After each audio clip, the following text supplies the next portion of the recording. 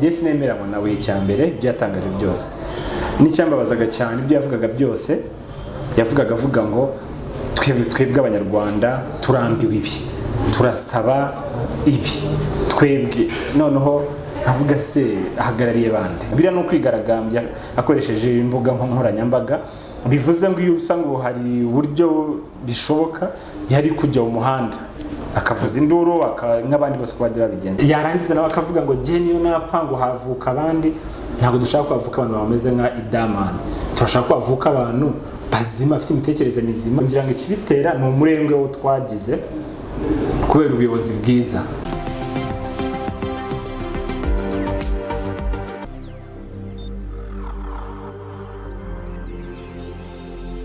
Nongeye kubashimira abakunzi ba Ukwezi TV abantu mudukurikiye muri hirya no hino mu turere dutandukanye tugize u Rwanda abantu badukurikiye bari mu bihugu bitandukanye bya Afrika abari Burayi muri Amerika muri Aziya mwese tubona yuko ibitekerezo muduha n'inama muduha bituma twishimira ko mukunda kandi mukurikira ibiganiro byacu.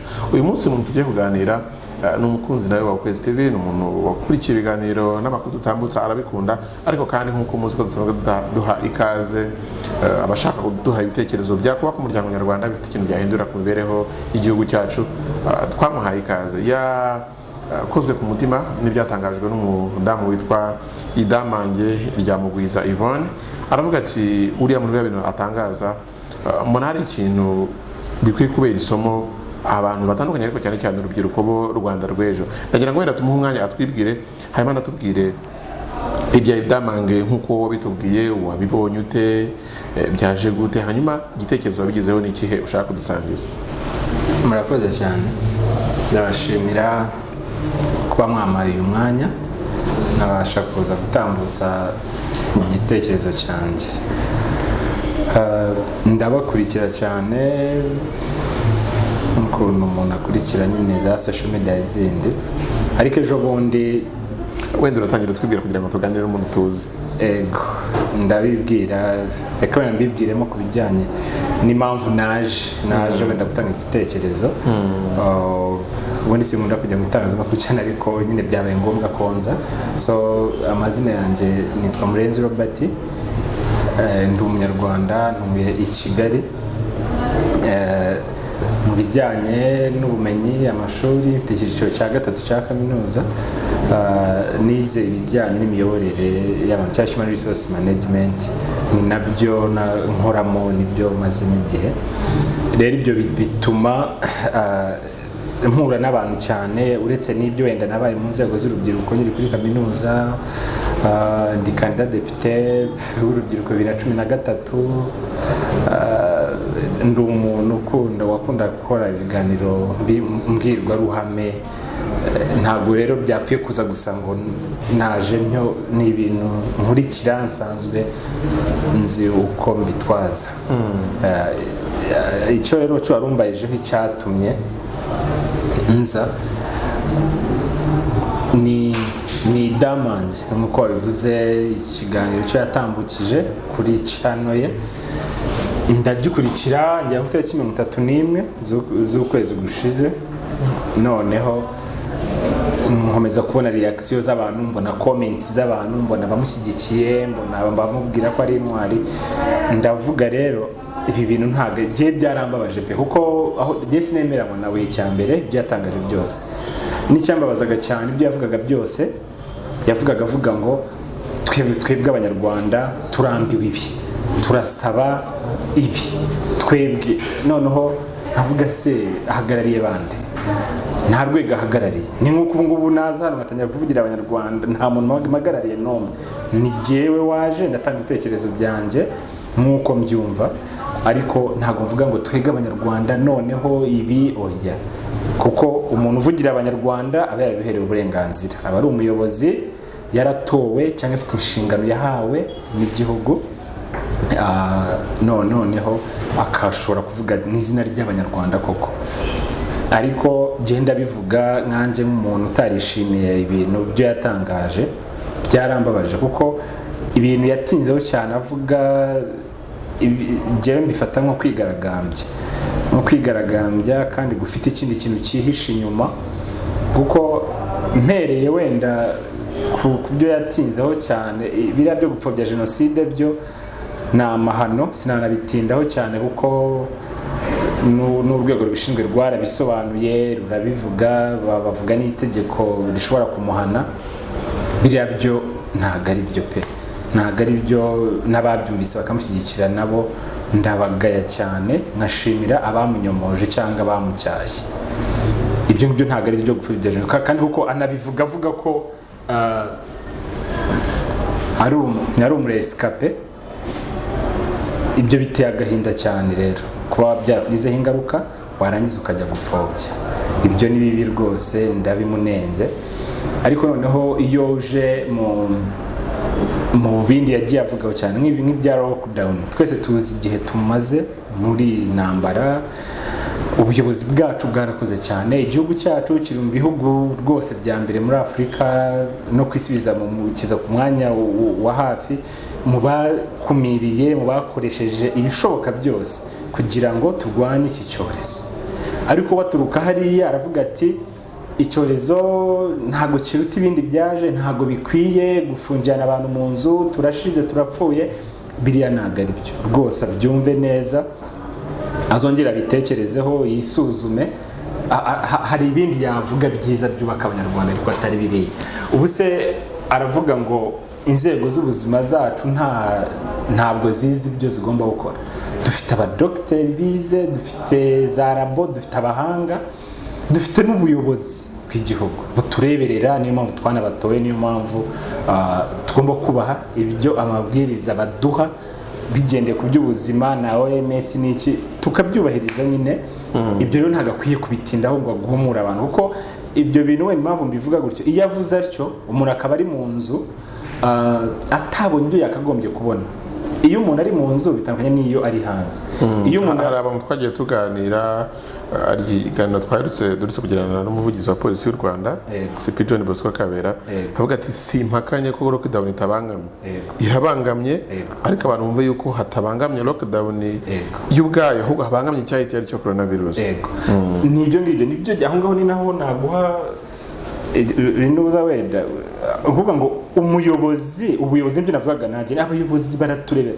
ubuyobozi bwacu ni bwiza buradukunda buraturebera ibi nabo ntibabiyobeye nk'uko koko ubivuze ariko niba umuntu ari mu nzu urugero cyenda nendaga kukubwira idama akavuga kuri uwo muntu ari mu nzu wenda amenyereye kubyuka aho ajya kwera ku kazi arabona icyo cyayi arabona uwo mugati buri gitondo wenda kuko atashoboye gusohoka ngo ajye kurya uwo mugati ararya ibindi wenda atashakaga ariko noneho iyo umuntu avuze cyane avuga ati kuzi ko hari ibyo nakabaye ndimo niri mugati nakabaye nigiriye kwisomera icupa abakunda inzoga nakabaye nagiye kutarama noneho ibintu ugasanga gumuye abantu muri ubwo buryo je niyo mpamvu mbivugaho cyane ikindi niba ari umuresikape urugero rwo namuha rwiza kubera iki niba ari umuresikape ingabo z'inkotanyi ubwo zatabaraga zagarika jenoside hari aho bahagarikaga abantu hari aho bakizaga abantu noneho interahamwe ziri ku musozi wundi zirimo kwica abantu idamage niyishyire muri uwo mwanya ari ahantu inkotanyi zarinze noneho hakabamo umwe akamubwira ati genda ku musozi uriya kandi hariyo interahamwe hariya ubu si uwo muntu uba umukunda arimo arashuka abantu ngo nibajye mu cyorezo kandi abizi neza ko icyorezo gihari ko amahanga nayo avuga ko n'inzego z'ubuzima twese turabizi abantu barapfa hari abapfuye nzi hari abapfuye n'undi azi abaturanyi rero ibyo ngibyo ntabwo ari byo ni ukugumura abantu biriya ni ukwigaragambya akoresheje imbuga nkoranyambaga bivuze ngo iyo usanga ngo hari uburyo bishoboka yari kujya mu muhanda akavuza induru nk'abandi bose ko bajya babigenza ariko biriya ntabwo ari byo rwose ntabwo ari byo ikindi cyo yakurikiye icyo munenga cyane uburyo nirangaje aravugana umujinya cyane umujinya ugaragaza nk'afite ibindi bintu afite muri we utapfa kumenya kiri kuganiriye nawe cyane ukamuganiriza aravugana umujinya ku buryo yibagirwa ariko njye ngo nta nubwo kwibagirwa aranabizi akavuga umuyobozi uko abonye amuga ariko nkawe nyine amuhamagara mu izina umuyobozi akavuga nkawe urakora iki n'iki ntabwo ari byo biriya bintu ntabwo ari byo gusa baramushyigikiye barandika ariko abanditse je analize yanjye ni abantu nanone bafite ikibazo muri kategori uravuga abavuze yuko ibyo bavuga bifite ishingiro abamushimaga bakamwita intwari harimo nuvuga ko icyo ubwo hari abantu nabonye bavuga bati hari abamutumye none bakamushimira yuko wenda ari gukora ibyo bamutumye nawe niko byumva ibyo byose sinabihagara ko hari abamutumye ariko icyo nshaka kuvugaho ibyo nabyo byashoboka sinabijyaho kuko iyo umuntu agutumye ugakora icyo yakubwiye aranagushimira niko tubizi ariko jewe uburyo mbivuga hari abamushimiye icyo nzi cyo ni abari muri opposition bariya dusanzwe tuzi bavuga ibyo bashatse bari hanze y'igihugu bahunze igihugu kubera impamvu zitandukanye akaba bariyo nibo twari tumenyereye ko bavuga nabi igihugu cyacu bavuga ngo agatsiko ka Kigali nguki ibyo nibyo twari tumenyereye ko bivugirwa hanze ariko kuba bigeze icyaneye ubwoba kuba umuntu ari hano mu Rwanda akavuga ibyo bintu kandi ahari ibintu arabirebesha amaso arahari mbere wenda twari tuzi ngo umuntu uvugira hanze ntabwo abizi biri mu Rwanda ku buryo na leta igeze kugira initiative ikajya ishyiraho program ikagizana abantu program yo kuzana abantu come and see go and ikazana groupe bakareba biri mu Rwanda bakajya kubwira abandi uko u Rwanda rumeze ibyo bavugaga bakajya kubinyomoza ngo babikoraga bagendeye ku byo babonye bifatika urugero ni nyine nibi byose inyubako imihanda imiyoborere myiza byose ibyo ngibyo n'ubumwe n'ubwiyunge ariko idama ajya kiyandagaza akavuga ngo ibintu byose ngo nakigenda ngo mu Rwanda ngo abantu ngo bafite agahinda ngo barashize jewe ntabwo aho ngaho sinemera ngo abamusapotinze rero nabo muri opposition cyangwa abandi bantu bafite ibibazo byabo baba urugero urabizi ko umuntu afunzwe mu Rwanda amezi arenze 6 yakatiwe n'inkiko hari ubusembwa bafite hari ibyo batemerewe kujyamo abo nabo rero yabonye ikintu nk'icyo umuntu usebya leta nawe ashyira mark kavuga ati reka twerekane ko mu Rwanda ibintu byacitse bimeze nabi ariko nyamara ukurikiranye wasanga ari ufite ibibazo ahubwo uko yakoze amakosa runaka wenda arahagarikwa muri leta cyangwa arafungwa afite ubusembwa runaka hari ibyo adashobora kujyamo wenda no kwiyamamaza kuba umuyobozi cyangwa iki noneho uwo mujinya wose akawutura aho ngaho ikindi cyavugaga wenda iby'insengero ngo yihiha kuvugira abantu b'insengero n'isi insengero ntabwo ari shehe ntabwo ari musenyeri ntabwo ari pasiteri runaka ntabwo ari apotre ukuriye abandi ba pasiteri mbese ngo akuriye urugaga rwabo cyangwa iki ariko akiya kubavugira kandi bo barabizi neza ndetse nigeze no kubona na campaign ni Kiliziya Gatolika n'abandi bose baranabikora babona apoloso n'iki bakangurira abaturage kwirinda ariko we akavuga turabangamiwe y'abantu no hari naho numvise avuga ngo abanyeshuri ngo bari ku ishuri ngo babujije ngo gusurwa ngo barakingiranye none se abantu babashyire mu ntuza babakure mu kigo basohoke bahure n'indwara kandi bakaba ari bwo buryo ababishinzwe bavuze bati nibwo buryo bwiza bwo kurinda umwana uriya rero rwose ntago namushima muri ibyo ngibyo n'abamushimye ndabizi neza ko bamubeshye kuko aho wabibonera neza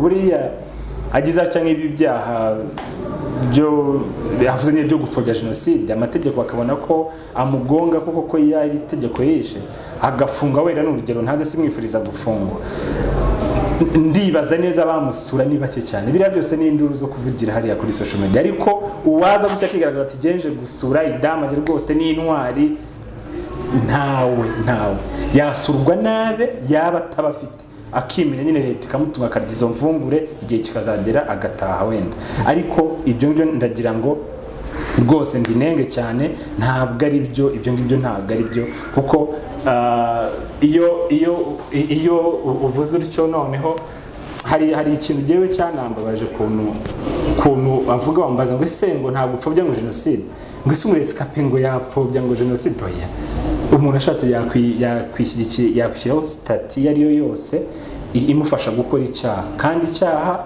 ntabwo kireba ngo umuntu ngo yabikoze afite emotion cyangwa ngo ni kanaka oya itegeko rihana icyaha cyakozwe iyo byahuye gutyo nta kindi rero cyo wajya kugira bari nkuko mu mategeko mpanabyaha kwica umuntu ni icyaha ariko umubyeyi wishe umwana we biba icyaha gikomeye kuruta kwica umuntu bisanzwe. Yes. Ni ukuvuga ngo ntabwo bavuga ngo kuko ari uwanjye ngo gusa nakica umwana wanjye. So, iyo wishe umwana wawe kuko birahari biraba nibwo biba icyaha gikomeye kuruta. Yes. So kuko n'inyito yabyo icyaha ntabwo bita kwica, byita kwihekura. Yego.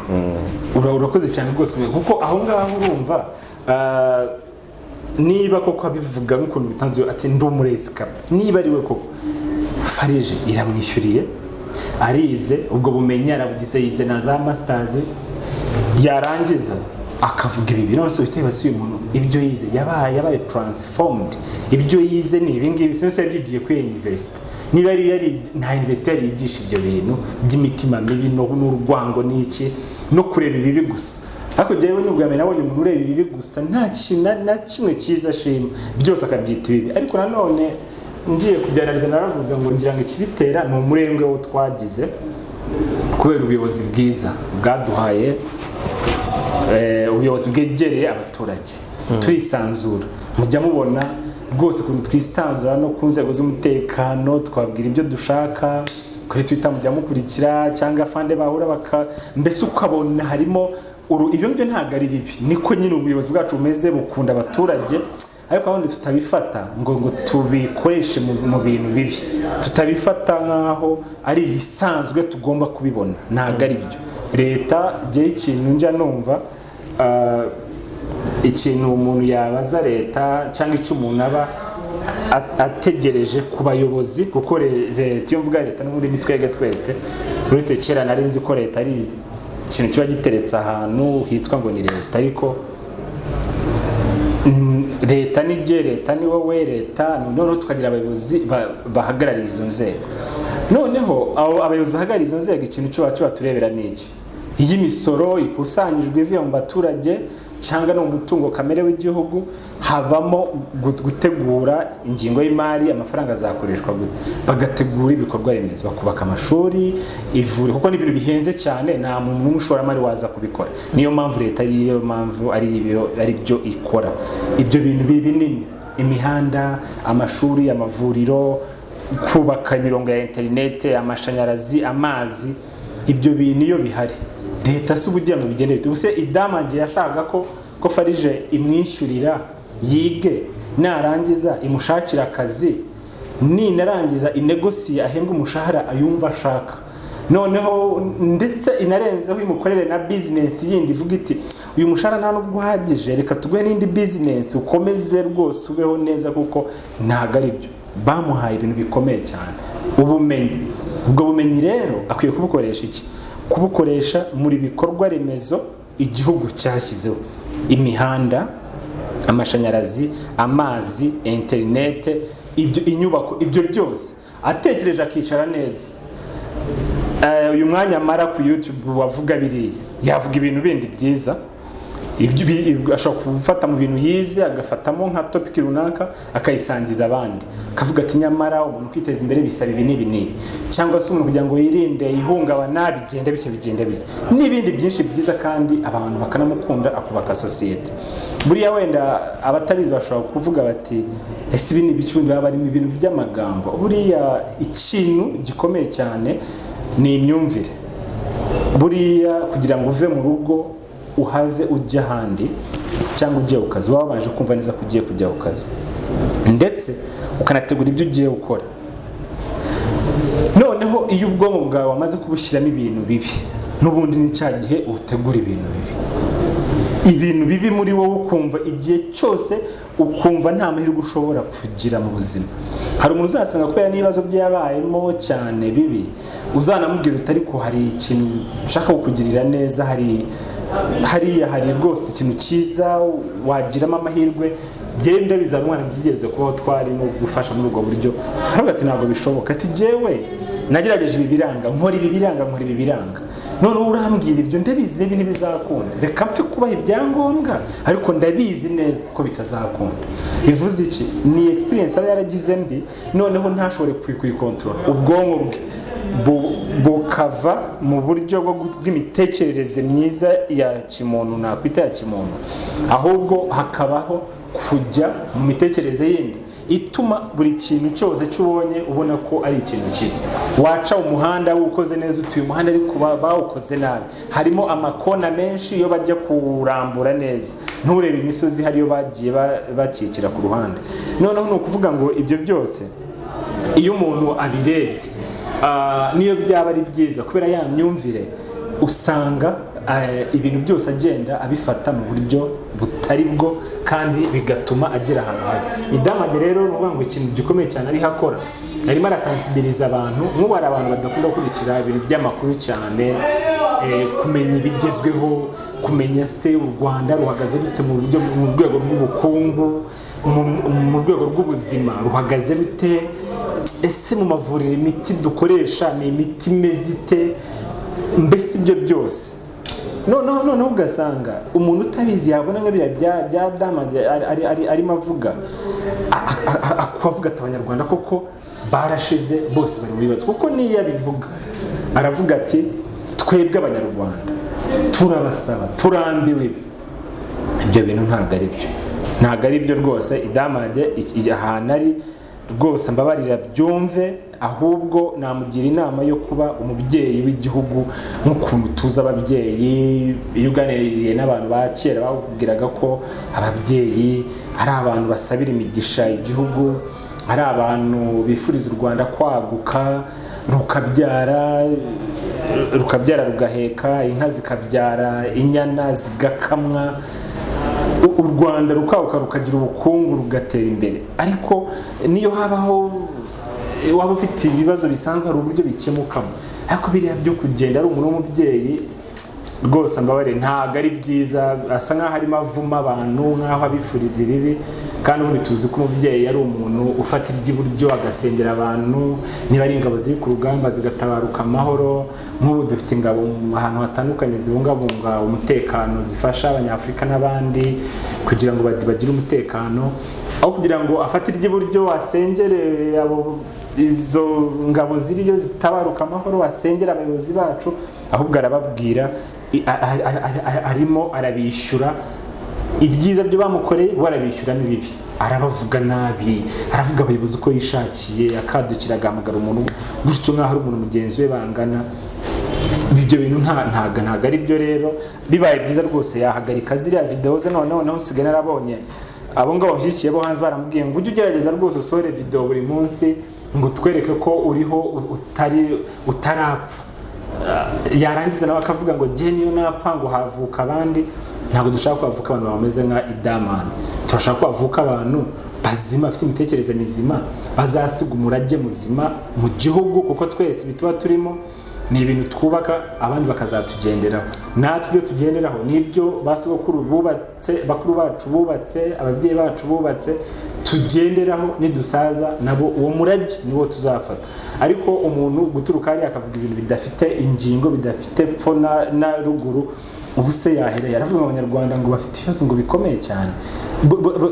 Muri iki gihe cya lockdown abantu ahangaha muri Kigali, wenda ejo bundi meya w'umujyi wa Kigali yavugaga ati nyamuneka inomero ya telefoni ngiyi, niba ushonje hamagara tukugezeho ibyo kurya birahari.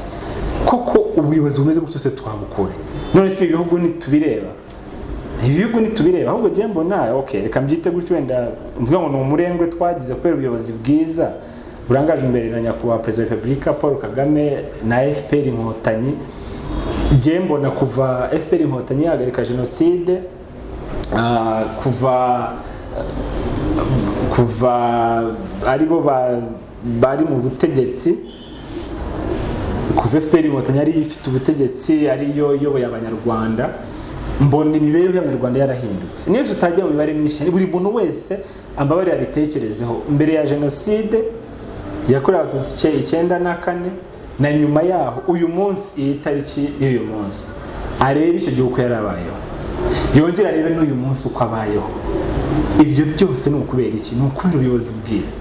Kuva icyo gihe jenoside ihagaze nta Munyarwanda wongeye guhunga, nta wabujijwe uburenganzira, bagendaga ku giti cyabo bakajya gupagasa nk'ukuntu abantu bajya gushakisha. N'ubu Abanyarwanda si ukuvuga ngo bose bari mu Rwanda, ariko aho bariyo bazi ko ejo bundi bashobora gutaha, bashobora kuza bagasubirayo.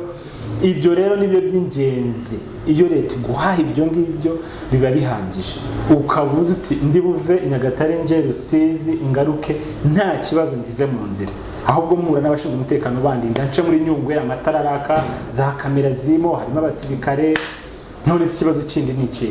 Ibyo bindi byaba ari umurengwe. Ahubwo twihangane, abayobozi byo badukorera tureke kubaca intege, kuko ibi ngibi dukomeje dutya tukavuga ngo turanenga, abayobozi bagira ngo hakanacika njya kavuga atari kuzi abantu bo nkorera ntibanashima, jewe reka nkore ibyo nkwiye gukora sindenze, kuko nzi neza ko abayobozi bacu ko bakora amanywa nijoro kugira ngo badushakire ibyiza. Ariko tubatesheje umutwe tukavuga ngo turanenga, icyo gihe bagiraho akajya akora bikeya nk'abandi tuzi mu bihugu bindi duturanye uko bakora, noneho ibisigaye tukaba mu kajagari nk'akabandi bose.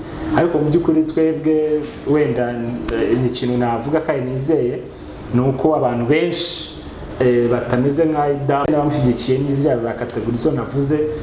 Abantu benshi, urubyiruko, abantu benshi nibo bashyigikiye ibyiza. Abo ngabo bakeya babi niba abo ngabo nyine bavuga nk'ibya idamagiye banenga ibidahari, bareka kuvuga ukuri. Erega njye nta nubwo nemera ibyo avuga ngo abantu ngo bafite ngo platform ngo yo kuvugiraho. Ubu se aharimo avugira, iyo havugira ibyiza hari ikibazo? None se wahamuhaye harimo avugira biriya ninde? Se wahishakiye? Uretse n'ibyo ngibyo, dufite inzego zubatse neza, kuva ku isibo, ku mudugudu, ku kagari, hose abantu barahura bakaganira. Umugoroba w'ababyeyi uretse ibya corona wenda, ariko urahaba abantu bakaganira, bafite ikibazo umwe akamenya umuturanyi uko yaraye, akamenya umwana uko akana ikibazo afite bakamufasha. Nibwo buryo bwo kubakana. Kandi ikindi, nta muntu utagira ibibazo, twese dufite ibibazo, twese. Umuntu wari wese umwahamagaye ukamubaza utari hari ikibazo ufite, yahubwira ikibazo cye afite, gusa biba bitandukanye. Rero ibibazo dufite ntitukabizane ngo tubishyire ku bayobozi, reka tuba tubaha imizigo yo badakwiye kwikorera. Tureke bikorera imizigo yindi yo gutekereza, ese uyu muhanda uzakora gute, ese iri vuriro rizuzura rite, ese iyi miti tuzayibona gute ivura abantu. Rero ibyembona nta kibazo gikomeye cyane kirenze, kuko ahantu haba hari ikibazo kirenze ni hahandi uvuga uti hasi wakora iki, ntibakwemerera gukora ibi.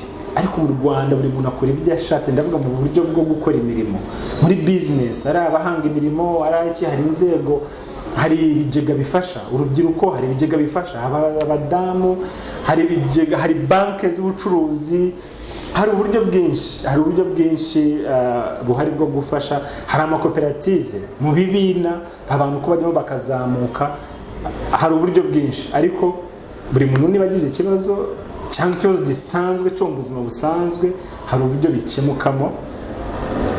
Hari uburyo uganiriza umuntu, ukamugisha inama, akakugira inama. Burya nta muntu utagira umujyanama. Abayobozi nabo bagira abajyanama, bakaba bagira inama mu byo barimo bakora, ibyo bibagiwe se. Rero nibaza ko ikintu cya mbere buriya ni mu mutwe. Iyo mu mutwe washyizemo ibintu ko uko ubishaka, uvuga ko ugiye kuba muri opposition, udashaka kumva ibyiza, ushaka ahubwo kumva ko nibyo byiza byagukorera ko bidakwiriye ko bagomba kubigukorera bagakorera n'ibirenze, aho ntabwo nemeranywa nabo abantu batekereza batyo. Ntabwo ari byo rwose, kuko hari uburyo umuntu akemuramo ikibazo. Nk'ubu ngubu dufite platform, dufite umushyikirano uba buri mwaka, buri muturage wese atangamo igitekerezo cye, kandi nabyo bishingirwaho hafatwa imyanzuro. Hari uburyo ushobora kugeza ikibazo cyawe cyangwa igitekerezo ku rwego bireba, ukavuga ariko ibi ngibi numva byagenda bityo, abantu bakabiganiraho, basanga bihuye bakavuga bati ko kuduha igitekerezo cyiza, ukavuga uti ibi ngibi babikora nabi, ukabiha ababishinzwe. Ariko iyo ubifashe ukabivuga mu buryo budafututse, nanone kubera ko wabyutse gusa ukumva ko ugomba kuvuga, ntabwo ari byo. Ariko ikindi wenda kubera muri iki gihe wenda ibintu bya YouTube wenda baba bashaka kubonaho amafaranga. Diamond wasanga yarabikoze kugira ngo ya attracting attention y'abantu, noneho bashobore kumukurikira babone views, abone amafaranga wenda mutunga. Ariko naho nanone ni ukubara nabi, kuko niyo yaba afite ikibazo wenda cyimbereho, njya mvuga ibyo zonye banje tuya tubiganira, tukavuga tuti ejo cyangwa se umuntu mu Rwanda uzaramutse asubiye inyuma akajya mu mibereho itari myiza, uzikoreye ikomeze ikamufata pe. Tuti niba ari mu cyiciro cya kindi cya nyuma cya twitaga icya mbere, ubu ngubu ni nyine ariyo cy'abantu batishoboye, nyine udashobora kubona ibyo kurya, ushobora gufashwa kwishyurwa mituweli. Kandi tuti umuntu asubiye inyuma akabura ibyo bimutunga, leta imushyira muri icyo cyiciro, noneho ikamumenyera ibyo kurya, ikamwubakira inzu, ikamwishyurira mituweli, ikishyurira abana ishuri, yanakora amakosa ikamuha umwavoka umuburanira ku buntu, ndetse yanapfa akanashyingurwa. Rero mu Rwanda ndumva nibareke abashoboye gutekereza bashaka gukora babareke batekereza. Udashoboye gukora hazajya muri icyo cyiciro, leta izamutunga nta kibazo gihari. Ariko hareke iyo myumvire yo kudashima, yo kumva ko ibintu byacitse, yo kumva mbese ushyira abantu kuri attention, wumva ko bari kuri tension, uvuga uti umuntu wese ashobora gutekereza akavuga ati noneho abanyarwanda aho bukera baraza kujya mu muhanda, kandi nta kibazo gikomeye cyane gihari. Abantu bari busy, bariho barakora business, baratekereza uko bagomba kubaho, baratekereza ibishobora gutunga imiryango yabo. Ni ibyo ngibyo niho tugomba gushyira umutima. Naho ibyo byo tubimenyereye ku bari hanze, nabo tuba tusaba ngo bazagaruke bahindutse, twubaka igihugu rwose. Nta mpamvu yo gukomeza turimo kunaniza ubuyobozi. Hanyuma Murenzi, ndagira ngo wenda nk'uko wabivuze, umuntu udukurikiye aka kanya tubwire mu busesenguzi bwawe, ubona ibitekerezo Diamond ari gutanga bifite ingaruka kuri we ubwe no ku gihugu muri rusange? Murakoze cyane. Ingaruka zo ni nyinshi, ariko reka mvuge wenda nkeya. Ku giti cye arimo ariyangiza mu buryo bw'imitekerereze. Impamvu mvuze nto, arimo arakora ibintu mbese icya mbere bitari byiza kuri sosiyete. Arimo aravuga ibintu bidahari, arimo arahimba, arimo arashaka kwishyira mu byaha. Ejo n'ejo muri cyaha gishobora kumuhama cyo gupfobya jenoside yakorewe abatutsi 94, ugasanga arafunzwe, kandi afunzwe ntawajya kumugemurira hariya. Abana be niba bafite simbizi iki umuryango we, ugasanga ubuze umubyeyi, ubuze umuntu mu muryango kubera ari we ubyishyizemo. Ikindi, ibi ngibi ndetse ku muryango biragira n'ingaruka kuri famiye ye, kuko buri muntu wese wavuga ngo uyu ni umwana wa Diamond mu minsi iri imbere n'iki, wavuga mama we yari ameze atyo, umwana nawe bishobora kumukomeretsa mu gihe kiri imbere. Icyo ngicyo ni ikibazo cyane. Ikindi, nk'umuntu ureba ibintu bibi gusa, urumva nta muntu wamugana amubwira ati wenda tugire ikintu twakorana, kuko azi ko ibintu byose ni negative. Arimo aritakariza icyizere muri sosiyete nyarwanda. N'ubu ndibaza neza n'abarescape cyangwa imiryango y'abarescape, sinivugira ariko ndavuga uburyo wabavuga ngo muri rescape abenshi ntibabifashe neza. Urumva nabwo atakaje umuryango ukomeye, ndetse na farije yamwishyuriye. Ababyumvise ubu barumiwe, ahubwo turafasha abana ejo bazatuhore kuko twabafashije. Urumva izo ni ingaruka. Ejo niyo hakabonetse wenda opportunity bakaba bamushyiramo bati ngwino wize ibi nibi we dufashe, ariko abantu bazamutinya, avuga bati wa muntu uvuga ibintu bibi gusa utanashima, naza hano azajya agaya gusa, nta n'akazi azakora. Rero ni ingaruka zikomeye cyane. Kuko ngubu nk'iyarimo avuga ngo urugero wenda reka mvuga ku rwego rw'igihugu ko warungi, avuga ngo ireme ry'uburezi koko tuvugije ukuri, mbere yuko FPR ihagarika jenoside yakorewe abatutsi, n'ubu ngubu ni hehe twavuga ngo hari ireme? None se mbere hari ireme nta mashuri ahari, nta universite zihari? Iryo reme se rigiraga hehe? Higaga se bangahe? Ku mwaka hagraduatingaga abana bangahe muri universite? Ibyo ngibyo sinjya kuvuga imibare, arayizi neza. Universite zari zihari arabizi ko ari imwe, universite imwe rukumbi. Ubu hari universite nyinshi cyane, hari abana bagraduatinga benshi buri mwaka. Ireme ry'uburezi rero rirebera mu bikorwa remezo, urirebera mu buryo abana biga, none ukarebera mu bikoresho, muri za laboratoire, muri za bibliothèque, ukamenya ngo ibitabo birahari. Niryo reme ry'uburezi. Ibindi bisigaye biba ari inshingano z'umubyeyi kugira ngo umwana yige afate ibyo bamwigishije. Nibyo rero urumva ni ingaruka, kuko ashobora kuvuga ugasanga agumuye abantu batangiye kuvuga bati mu Rwanda ni ireme ry'uburezi wapi? Abanyarwanda mbese bari ahantu hapfutse, ibyo tubona ntabwo ari byo. None ugasanga na wa muntu avuga kudakurikira amakuru, ugasanga agize umutima mubi. Kandi ikintu cya mbere umuntu yamaze kwica mu bwonko, n'ibyo wakoraga byose biba ikibazo. Bishobora kugira ingaruka kuri investment economy. Umuntu akavuga ati yewe mu Rwanda ndabona hagiye kuba intambara, harimo intambara ikomeye, ahubwo ntabwo nashyira amafaranga yanjye hariya. Undi nawe akavuga ati yewe mu Rwanda harimo amatiku gereka mpunge n'ivire hano nigira hano. Kandi izo ni imbaraga tuba turimo gutakaza. None ugasanga mu buryo bwa politike cyangwa mu buryo bwa social, nk'ubu ngubu umwanya abantu wenda urabizi ababikomentinzeho bose, umwanya bafashe bari bajya kubivugaho, hari ibindi barimo gukora. Hari uwarimo kwiyandikira igitabo, hari uwakoraga akazi ke bisanzwe ashinzwe, ariko yafashe uwo mwanya aza kujya muri ibyo ngibyo.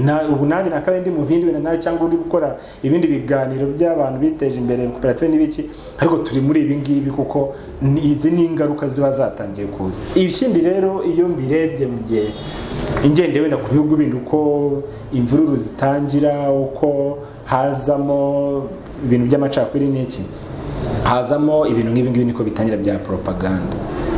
Abantu bakigaragambya kuriya, noneho ukazasanga mu myaka iri imbere havutsemo umutwe. Birashobora gutangira kuriya ejo ukumva ngo yashinze ngo ishyaka, ngo kandi ngo mu Rwanda dufite ngo demokarasi, ngo nibamwandika bamuregisteringe, akajya muri RGB n'umutwe ushinzwe imitwe ya politike, ihuriro rishinzwe imitwe ya politike. Ugasanga mbese ari marateza akavuga ngo arashaka gushinga iki. None ukibaza uyu mufite imyumvire, imitekerereze, azakorana n'abandi. Bivuze ngo aje yakorana n'abarwanya navuga abarwanya u Rwanda cyangwa abarwanya ubuyobozi bw'u Rwanda, bari muri opposition, kandi bafite impamvu bari muri opposition, kuko nta wabujijwe gutaha, nta wabujijwe iki, ariko bo hari ibindi bafite by'imyumvire mibi gusa, kumva adashaka umuntu gusa, kumva adashaka kubana n'abandi bantu mu gihugu. None ugasanga izo ngaruka zije noneho zinakeneye imbaraga nyinshi kuri leta kugira ngo ishobore kubihagarika. Tujya tubona uburyo leta bashyira imbaraga mu guhagarika iyo mitwe zaba za FNL, za FDL, mu imyaka ishize leta ikoresha imbaraga kugira ngo duhashye iyo mitwe nyine iza guhungabanya umutekano. Noneho aho niho byaturukaga rega mu myumvire, abandi bagatahuka. Niba hatahutse 50 ugasanga hasubiyeyo wenda 60, kubera iyi myumvire y'abantu za propaganda bavuga bati rwose ejo turafata igihugu, ejo turagira gute. Njyamo nafata na Bibiliya ayizamura rwose avuga ngo mfite intwari ikomeye. Ibyo rero ni propaganda zabaza mudacumura n'ibyo yakoreshaga, ngo beretswe ngo u Rwanda ngo barugezemo ngo mu gitondo. Ibyo rero ntabwo ari byo, ntabwo bisubiye. Ikindi cyo bagomba kumenya, ntabwo habaho ba perezida abantu bose ngo babe ba perezida umunsi umwe. Habaho gusimburanwa ku butegetsi. Abashaka ubutegetsi nibihangane nabo wenda igihe cyabo kizagera. Rero ntabwo umuntu abera kimwe umuyobozi. Niyo mpamvu dutora umuyobozi akatubera umuyobozi, noneho bibyace mu nzira nziza. Ariko ntabwo umuntu ajya hari avuga ngo genda ashaka kuba perezida, noneho ngiye kuvuga ko bitagenda kugira ngo munkunde. Ntabwo ari byo. Abanyarwanda bamaze gusobanuka. Nibyo navuze mbwira mvuga inti uru Rwanda iyo ugiye mu turere twose, nagize amahirwe hose ntaho ntaragira mu turere tw'u Rwanda ndahazi hose, abantu barasobanutse. Ntabwo bazanaho ibyo bintu byo kuza nk'ibi bya damage babeshye ngo bakwemerere, ntabwo bazi umurongo, bazi ukuri, ibyo baciyemo barabizi. Rero nta wakwemera gusubira muri ibyo ngibyo, barashaka iterambere.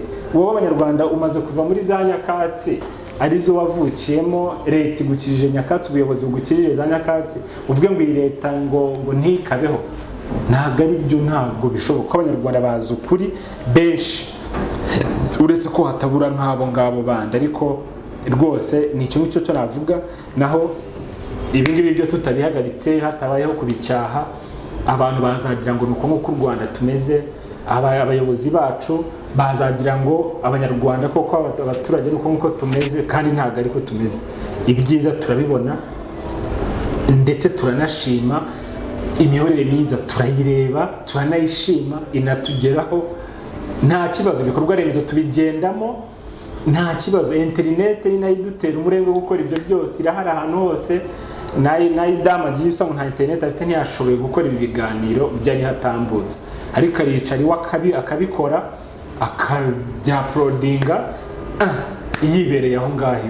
Rero ibi bikorwa byiza by'ubuyobozi bwacu bwatugejejeho, ibyo FPR yatugejejeho, ibyo nyakubahwa Perezida wa Repubulika Paul Kagame yamaze kutugezaho, turisigasire, ahubwo bizabe umurage mwiza ku bana bacu, ku buzukuru, natwe kuko ibyo dukora ntabwo tuzapfana nabyo. Ni ibintu tunyuramo tukabisiga, ahubwo tujye twirinda gusiga ikintu kibi kizagira ingaruka mbi ku bana bacu cyangwa ku zindi generation ziziriye.